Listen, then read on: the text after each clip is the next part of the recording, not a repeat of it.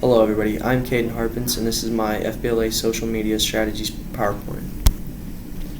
What is food insecurity? Food insecurity is the condition of not having access to sufficient food or the food of adequate quality to meet one's basic needs defined by the Oxford Dictionary.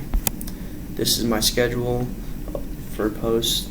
I post Wednesday, Monday, Friday, and Saturdays on Facebook, Instagram, and YouTube. I post at 10 a.m. on Mondays, 2 p.m. on Wednesdays, Friday at 1:30, and Saturday at 12 o'clock. I use Facebook because that's where most of our older demographic is, Instagram because that's where most of our younger demographic is, and YouTube because it's a all-around great platform for social media. These are the statistics from Feeding America from my county. I live in Coffee County, and yeah. These are some examples of the posts I've made. Fill your bag, to stop hunger, and to come out and support your local food drive. Why use social media?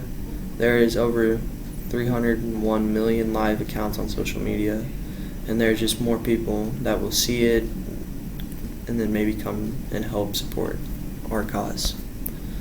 This is my plan for raising awareness. I plan to put some boxes around my community and ask people to donate food.